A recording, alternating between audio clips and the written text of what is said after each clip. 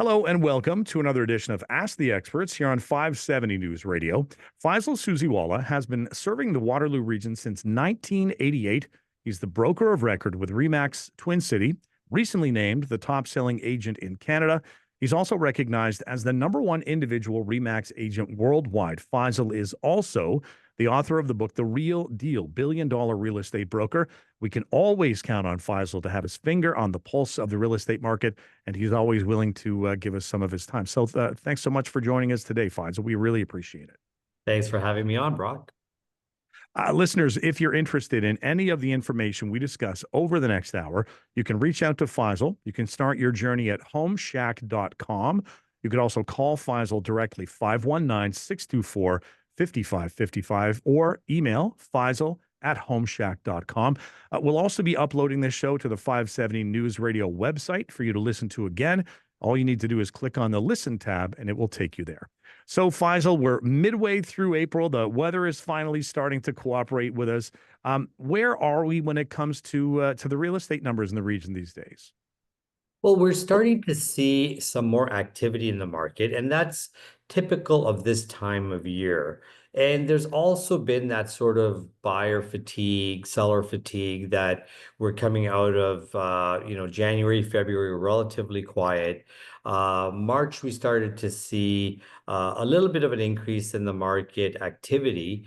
But of course, a lot of that was clouded by look, we don't know what we're waking up to each day as far as the news is concerned, and what's coming out of the US and what's being said. And there's, massive impacts in the run of a day. If you've been following along this week, what's happened in the stock market, and, just one statement, one pause, one tariff, some action that's taken can swing markets.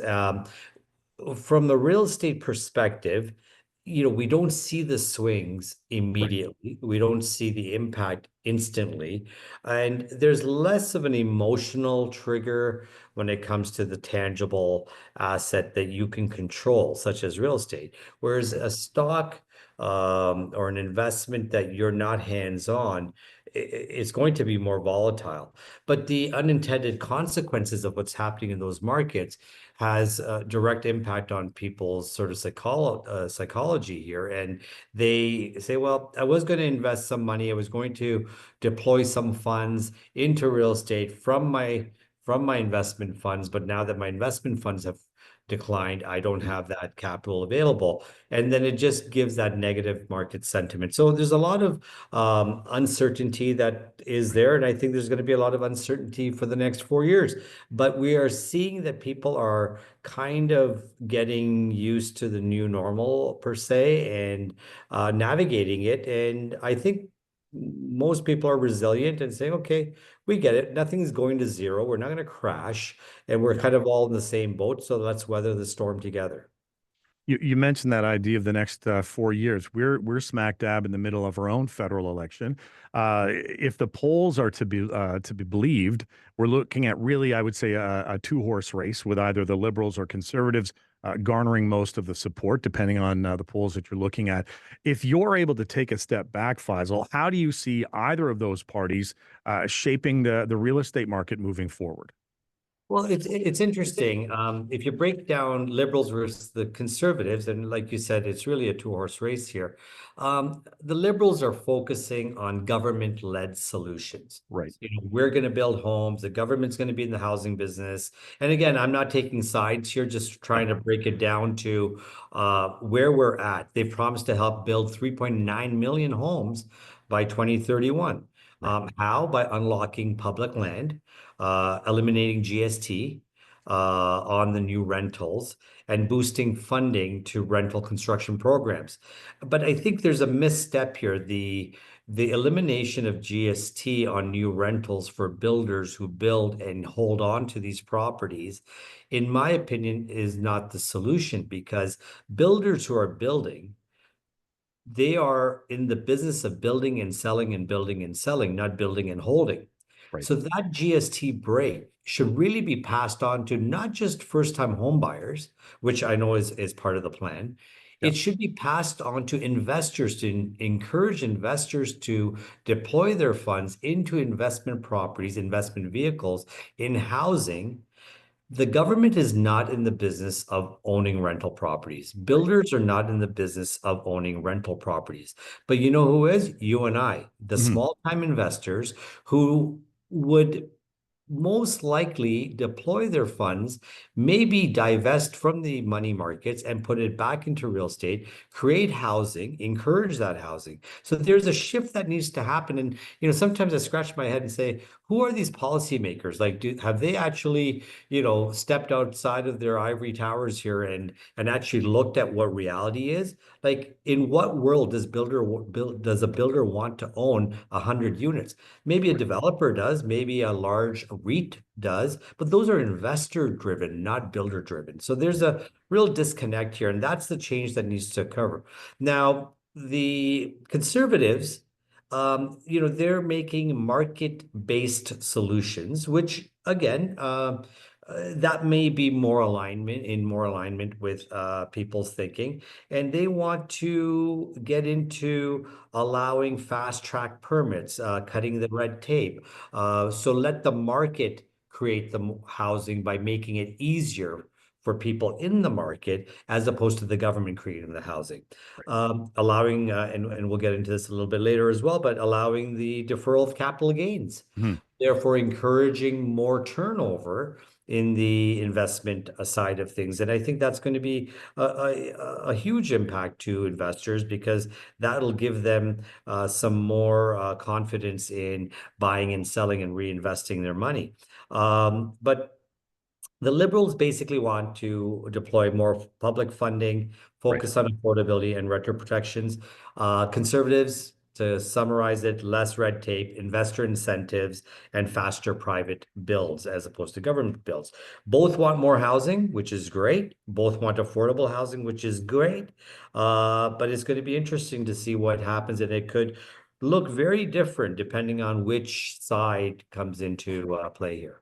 And it's good to see they're on the same page when it comes to they realize that it's an important issue and it's not going to go away. And as you said, how it's going to be achieved will be different, and that's what we will be paying attention to. At the same time, Conservative Party leader Pierre Poilievre has brought out this new tax policy. He's called it the Canada First reinvestment tax cut. Love the put all those terms in there together and and brush it up. But what is he really talking about? What's going to be happening and if they are to get in? It's for those of us who are familiar with the U.S. investment strategies and reinvestment strategies. There's something called the U.S. 1031 exchange for real estate, and what it is, it allows, in that case, Americans, but this would allow Canadians to defer paying capital gains tax if the profits from selling an asset are like real estate, stocks, or a business are reinvested into another Canadian investment or a Canadian asset. So let me give you a quick example here. 50% of the gain is taxable right now. It was going to be 66%, but now it's 50%. So let's say you bought a property for $500,000. That property is now worth at $800,000. If we base the capital gains tax rules on this sale, then you're looking at $300,000 profit. 50% becomes taxable. So there's $150,000 profit that is taxable at your tax rate, which could be, 30% to 50%. So let's say $50,000 of your $150,000 is going to be taxed. Through this policy that's being proposed by the conservatives, or they're saying this is what we're going to do, Mhm. the $800,000 that you get from the sale of that $500,000 property can be reinvested into another investment without having to pay any capital gains tax on it All right. so you're deferring it until you cash out that investment. Right. And Right. this is how, if we look at our neighbors to the south, they have been able to create and build wealth at such a great pace compared to what we've been able to. Because the minute we sell an asset in Canada that's not your primary asset, Yeah. The government of Canada is out there with their hand out saying, give me my share. Yep. Then you take less money and you have to now reinvest that money. And again, they're out there with their hand again saying, give us more money and give us more money on the profits you're making and give us more Right. money when you... So they're not allowing the Canadian population to really experience wealth and growth Mhm. because they're stunting it every time they're skimming, essentially skimming off the top every time you sell an asset.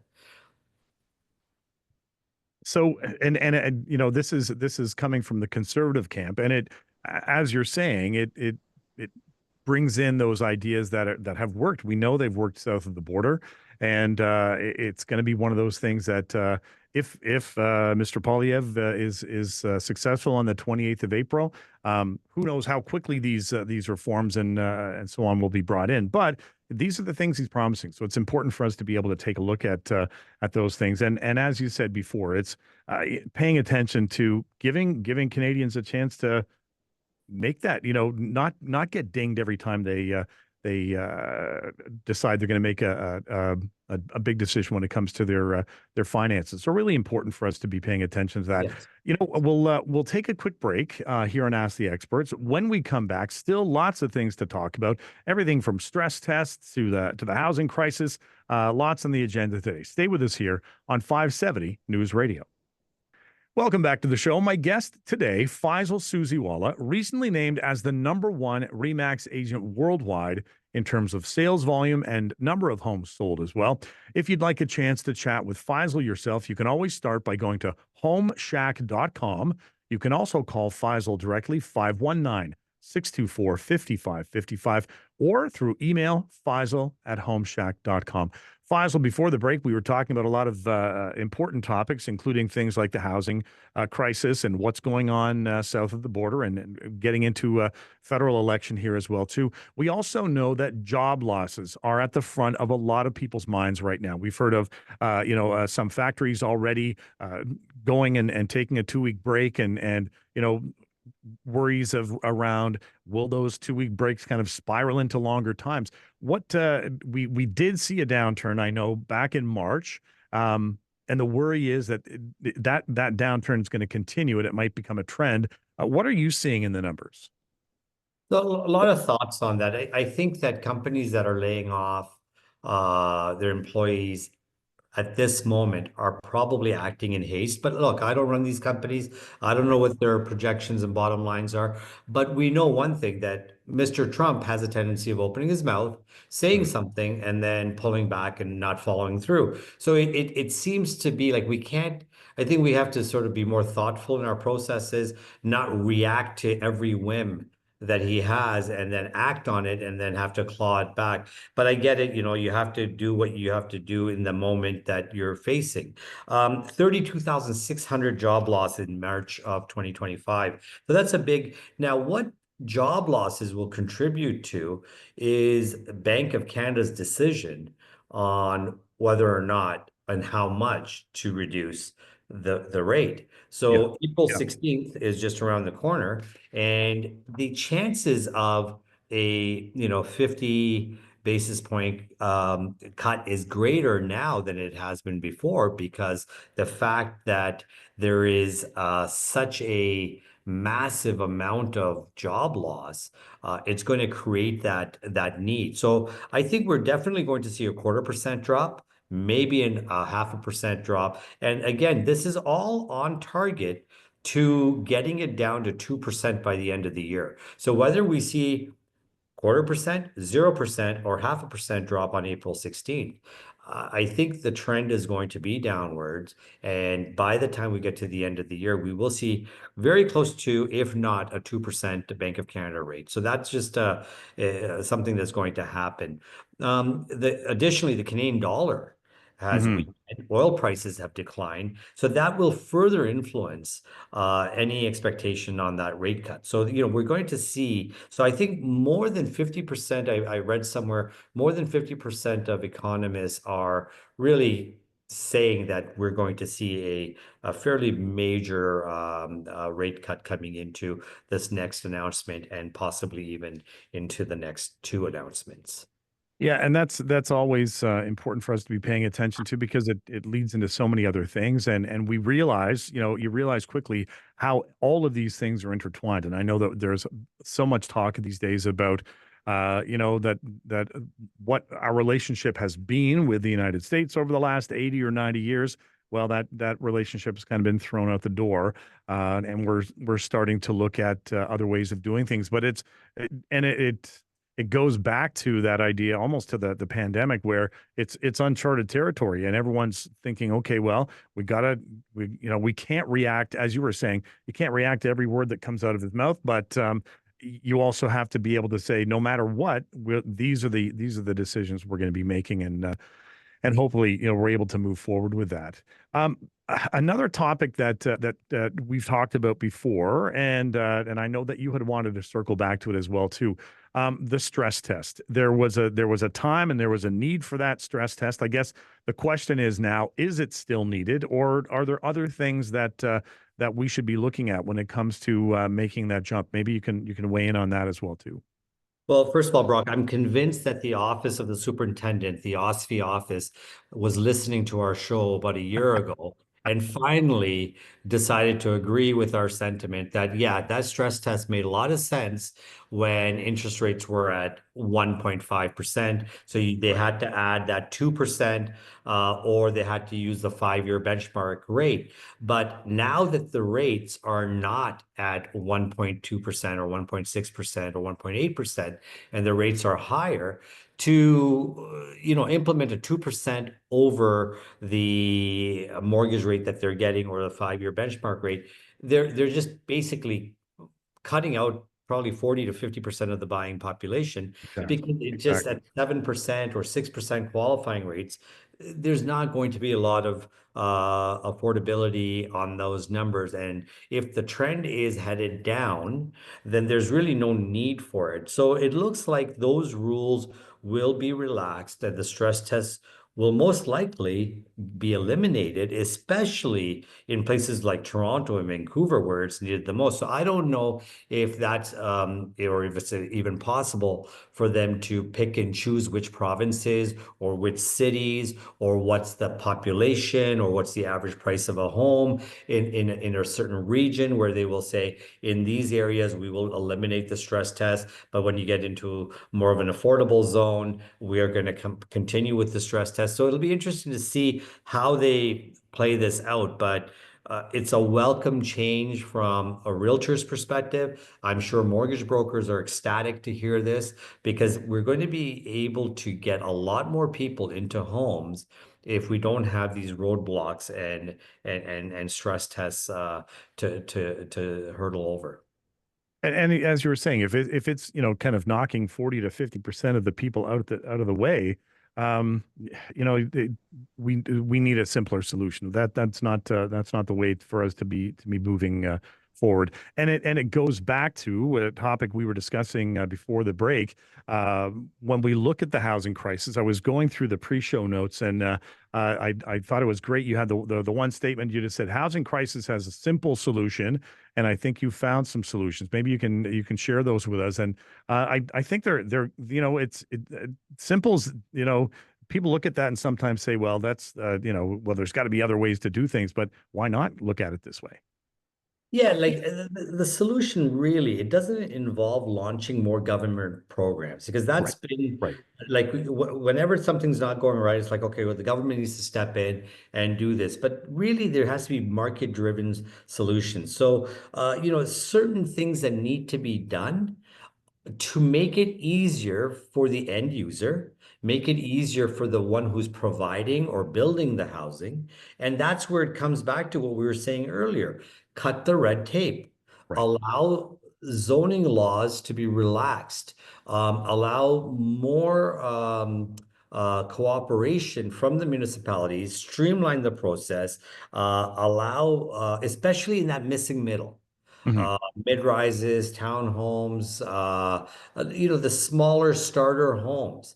Right. Make it Right. easier for and and allow it to happen in areas where, traditionally you would see 80-foot lots and 100-foot lots, to say, okay, we need to create density. And I Mm. get it. You're going to have that NIMBY, not in my backyard attitude, but you can't have it both. You can't say, oh, we need a solution for our kids, and then say, well, I don't want anybody building a triplex next to my home.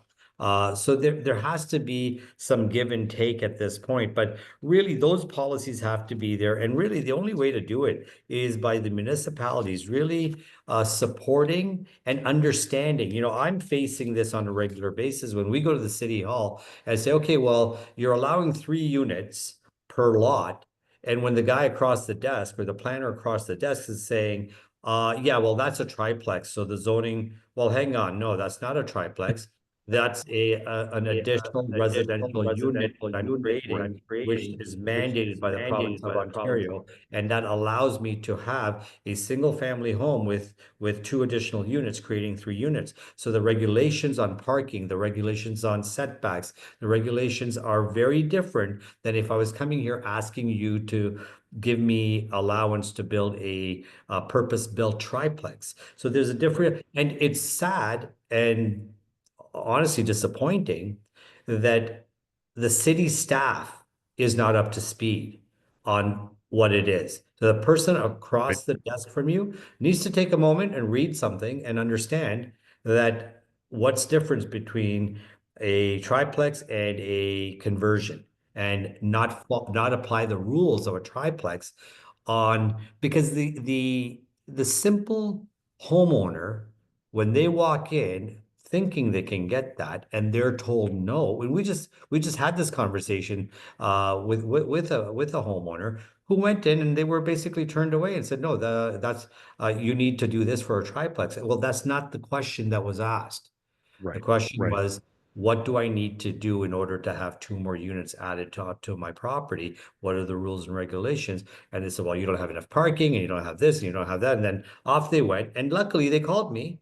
I said, no, I Right. think the language has to be different. And then let's go. And then all of a sudden now they can build 3 units. And it's lucky that that person had you in their corner, because otherwise they would have walked away and had nothing to show for it, right? But it does take that that attitude of, we got to look at other ways to do things, and it's important. I'm glad you're willing to step in there for those people as well. And that it's the difference between somebody being able to A, stay in the home that they love and want to continue living in, Yeah. and B, it creates more housing and gives them a stream of income, so they don't need to rely on government services and government housing or whatever, or take away from that affordable housing unit that may have been available for a young family that's starting out, because they already have a home and they were able to come up with a solution to create more units by giving themselves more income and also creating more housing for the community. So it's a win-win situation, but there has to be more cooperation on the municipal levels to allow this to happen. I'm glad we keep coming back to this conversation, Faisal. We will take a quick break. We'll get an update from the 570 News Center. When we come back, looking at other ways to invest in real estate as well. Stay with us here on 570 News Radio. Welcome back to the show. My guest today, Faisal Susiwala, also known as the top real estate broker in the world for REMAX. Listeners, if you'd like a chance to chat with Faisal yourself, you can start by going to homeshack.com. You can also call Faisal directly, 519-624-5555, or through email, Faisal@homeshack.com. I know, Faisal, we've talked at length in the past about investing in real estate, and the sections in your books go into it at great length. Today, though, you've got a few other suggestions for listeners when it comes to maybe what we would call maybe some alternative strategies. Where else can people be doing this investing then and still being a part of still feeling a part of things? Yeah, in many cases, folks are like, okay, I don't want to really invest in real estate in the traditional sense. So how do you be a part of real estate without actually owning tangible properties? And one of those ways that people have found to be very successful in is private money lending. Okay. And the private money lending, basically, it could be short term, Mhm. while an investor is renovating a home and they need the capital to get just basically bridge the renovation timeline. Mhm. And then that buyer can go or that homeowner can go to a traditional method once it is renovated and get a takeout loan at that point to pay for the renovations and pay back that loan. So it could be a short-term solution. So there's a lot of lenders out there that love doing that in and out, 6 months, 1 year, lend their money. And yes, you're going to pay a premium. You might pay Mhm. 8 to 10%. And for the lender, that's 8 to 10% return on their money. So there's Right. a way of having a secure real estate investment where their money is secured and backed by real estate, but they're not committing for a long term and getting into all the costs involved with buying and selling, or just simply loaning money on a long term on a residential or commercial property for 3 to 5 years and earning an income just as they would through a GIC or some other format of income. And it's not related to them going and knocking on a door every month and collecting the rent because the borrower is giving them, but it is backed by the real estate investment. So that's one way of keeping your money in real estate without actually owning a property. The other is just building purpose-built rental dwellings as Right. opposed to simply going out and buying existing properties. So you're creating your own investment by identifying a lot, creating a 3 unit, 6 unit, and there's all kinds of incentives through the government, especially CMHC, up to 50-year amortizations, reduced interest rates, and high ratio financing. I believe up to 90 or 95% financing Wow. is available, or even more. So look at the CMHC government website to see exactly what the amortization is. A game changer because we're typically is 25 years or 30 years. You can actually amortize over 50 years, which Right. brings your cash flow up significantly because your payment is very low. And that allows you to start gaining a little bit more cash to go and reinvest as well. And lastly, one of the ways that I especially like is real estate syndication. And Okay. then we've talked about this, whether you're putting your money together or pooling your money together with your family, with a bunch of friends, or someone comes to you with an opportunity to say, look, I'm buying this plaza. I can't do it on my own, but if we get 4 or 5 people together, we can Mm. all contribute a chunk. And that allows you to invest in something that you wouldn't typically be able to buy on your own Right. and be a part of something bigger that could potentially have a huge ROI. And this could be in land development plays, it could be in commercial buildings, it could be in retrofitting an office building into residential. So there's all kinds of opportunities that exist. And there's a ton of these syndicates that are out there that are looking for small investors to come in. Of course, like anything else, do your due diligence, Yep. have it Yep. reviewed, a lawyer review it, have an accountant review it, make sure it's real, get full transparency from the person. Look, there's nothing wrong with somebody trying to syndicate a project. They may have bought it at a lower price and they're bringing you in at a higher value, but Mhm. make sure that value still makes sense and that the returns are still expected to come in. So again, be very mindful of where you're investing your money, and of course, get professional advice. Good idea, and it's a great place for people to start. Start doing your homework and look at what and find something that feels right to you, right? If and we've talked about this idea of risk taker as well. Are you a risk taker? Do you want to, you're just going to dip your foot in the water and see what it's like? There are a lot of other ways that you can do that as well. So a year ago, Faisal, the federal government, they were looking at making some tweaks to capital gains. It didn't necessarily go exactly the way it was supposed to go. Where do we stand with those tweaks right now? So they were looking at 66% as the number uh, for on which your capital gains would be calculated. Right. So it used to be 50%, and they said, oh, we're going to raise it to 66%. So Oh. what did people do? They started selling their cottages, they Mhm. started selling their investment properties. So in April of 2024, they said, we're going to go to from 50% to 66% for individuals, and that have capital gains exceeding $250,000, Right. as well as corporations.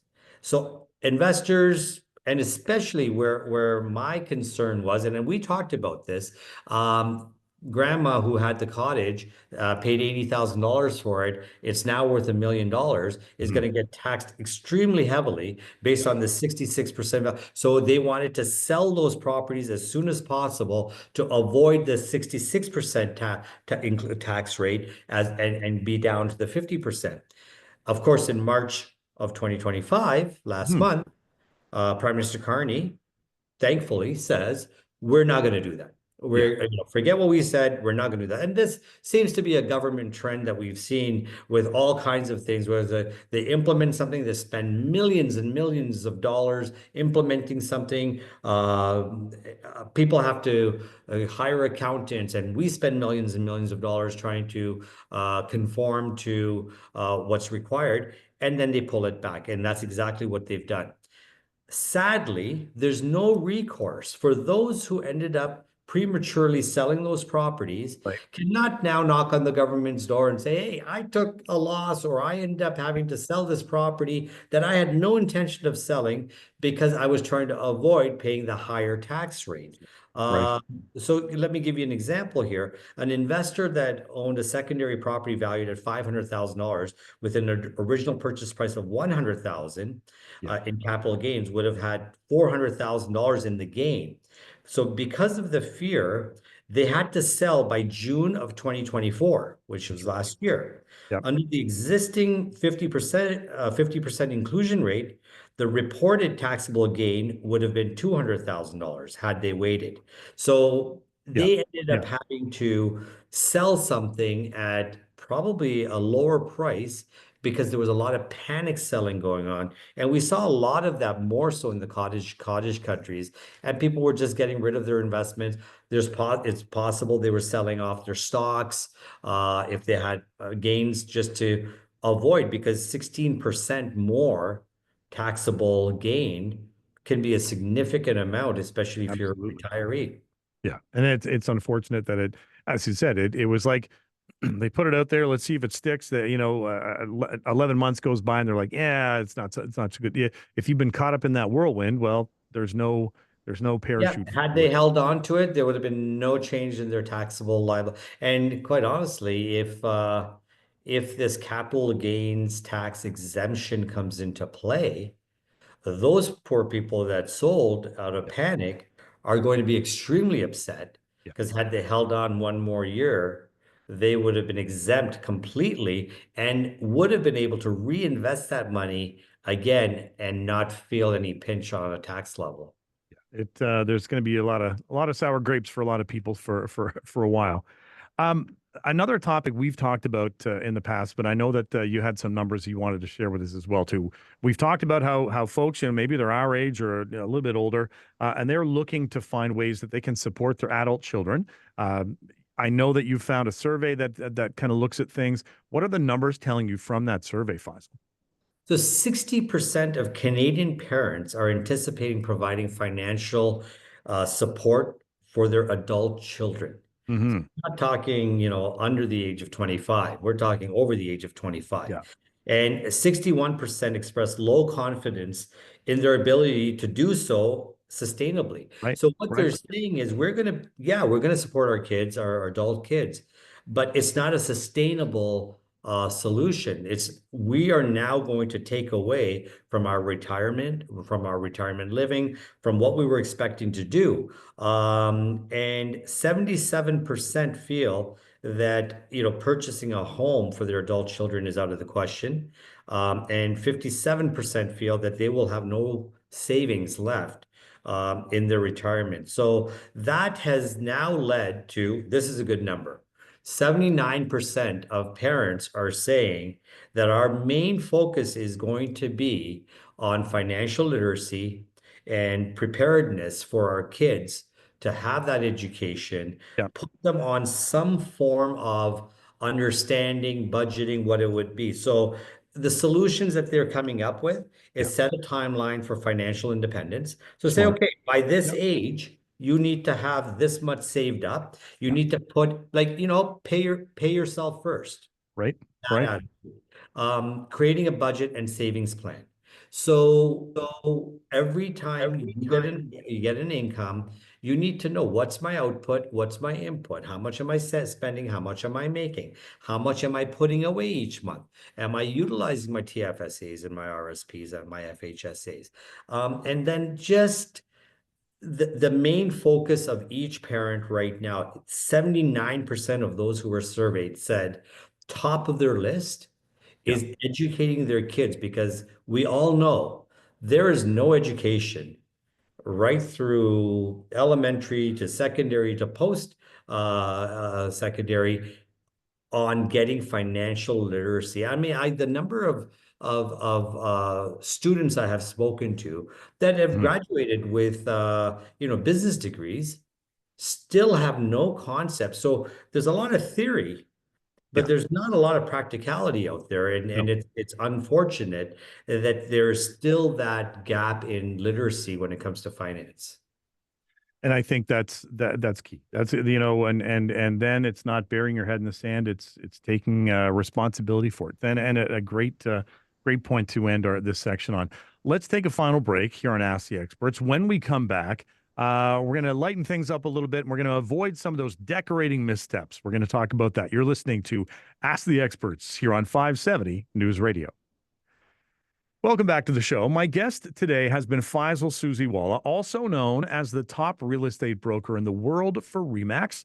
Listeners, if you would like a chance to chat with Faisal yourself, you can start by going to homeshack.com. You can also call Faisal directly, 519-624-5555, or email works as well, Faisal@homeshack.com. Faisal, if you put on your interior designer hat on for the next few minutes or so, and I love this list that you'd sent over today. What are some of those decorating no-nos? And it'll be interesting to have you'll having discussions. Put this discussion out there and see if people agree with it as well too. What should we be avoiding doing in our homes these days? I often walk into homes and I've made this mistake myself because you go to a furniture store and you see a couch that you love Yeah. and you think this is going to be perfect for my house and you bring it home and it just doesn't look right in the home. So the scale of the furniture that you're picking, even when we are staging or designing a condo unit, we'll look at condo sizing the furniture so that we Yeah. don't have these large bulky sofas in a small living room. So we need to condo size it. And you'd think like small people have to sit on these couches, but they're quite comfortable and they Yep. fit the scale. So ignoring scale when selecting furniture is it's a big faux pas. Right. Number two really is uniformly sized decor on shelving. Okay. So, like people sort of have too much. You don't want it to look like a retail store with everything just sort of uniform. So have different heights, have different changes. And again, I'm by no means an interior decorator, but these are some of the things that, I come across and Yeah. it shouldn't look so staged. So different heights, just not having everything uniform is important.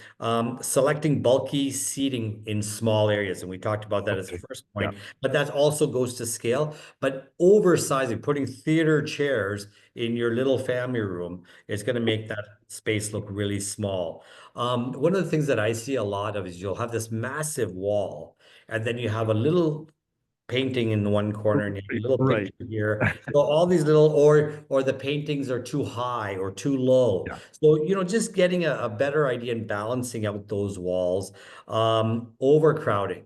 Visual clutter Right. is so like you go into a home or you go into a space where it's just everything they could think of has now been brought into this room because it's all the things they love. And Yeah. some call it eclectic, some call it, I just call it clutter. It Yeah. just looks cluttered. So simplifying. And when I'm working with buyers, especially this newer generation of buyer, they're very minimalist. They Mhm. don't want a lot of clutter. They don't want a lot of stuff. They like having just simple, functional pieces.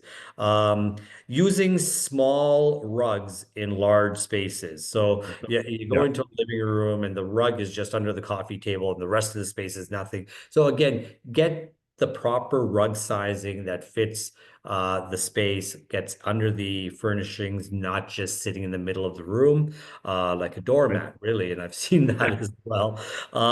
And then just prioritizing aesthetics over functionality. Okay. Yeah. Don't go for what looks pretty. If Right. you're, especially if you're planning on living there, get a feel for it. Is it functional? Does it feel good on your back if you're sitting there? Does the dining room table, one of the things that I always had a issue is with long rectangular tables. Right. You get to speak to the three or four people in your immediate corner. Yeah. So I personally like round tables because Right. you can have an 8-person round table and everybody can be involved in the conversation. Your attention isn't next to, not that I have any boring friends, talking to your boring friend to the left of you. So those are the functionality is very, very important. I love it. Okay, well, and with that sort of on the same sort of tangent, when it comes to the items that we should be unplugging, when we're not using, and the first one I saw, I'm like air fryer, like 10 years ago, nobody would even know what we're talking about. But what should we not be walking away from unless we're going to unplug the thing first?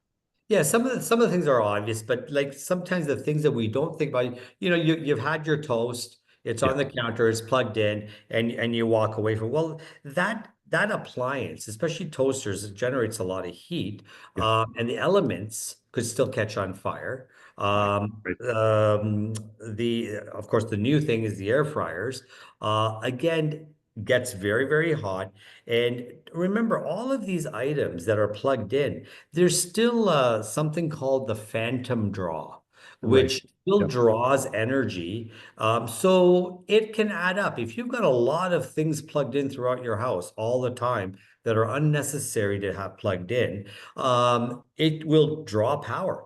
Right, Now, there are smart switches and that type of thing that may be able to eliminate that, and you might be able to go on an app and shut down certain outlets and that type of thing. So worthwhile looking into. The obvious is curling irons, hair yeah. tools, that type of thing. Those are major fire hazards, and they're most prone to malfunctioning, especially Okay, curling yeah, irons. And we hear about that all the time. Charging cords, I'm guilty of this. I yeah, plug I in am my as well. phone, plug in my laptop. Two things. I have two little puppies, so I'm learning about this as well. Is that if the cord is sitting on the floor and it's plugged in, if your little puppy starts chewing on that wire, well, that's a live wire. So Yeah, that's a yeah, hazard right there. And that's probably the most important variable here. But there is a draw of yeah. energy that's always going there. So again, unplug that. They even say a lot of times people have a tendency of plugging in their laptop, leaving it on their bed, leaving it on the couch. Uh, Major fire hazard right Right. there. A lot of And I'm heat, a lot always of heat. telling my kids that are off to university, I said, like, unplug your laptop. Don't leave it on your bed. Don't leave it on the sofa. If you're leaving the room, that's very important. Space heaters, another obvious one. They can tend to heat up.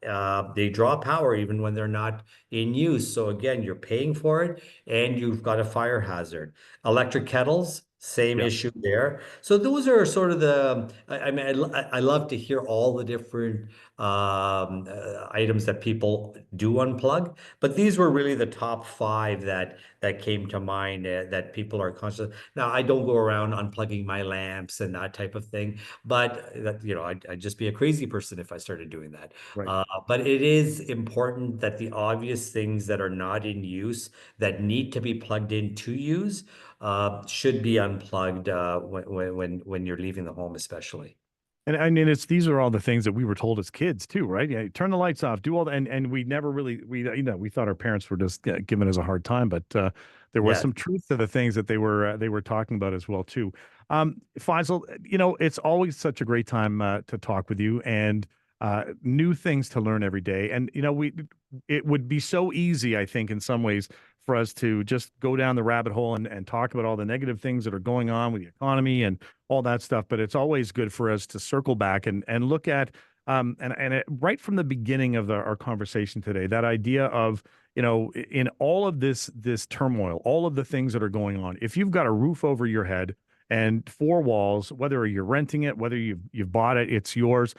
There's peace of mind that comes from that, and I think after the career that you've had as well too, you've brought that peace of mind to a lot of people. So thanks for being willing to come on the show today and give us some more information as well too. Really appreciate it. Thank you, Brock. Always a pleasure speaking with you. That was Faisal Susiwala, top real estate broker, recently published author of The Real Deal, billion-dollar real estate broker, and as well, someone who knows what he's talking about when it comes to the real estate market. Thanks to you listeners as well for joining us. You've been listening to Ask the Experts here on 570 News Radio.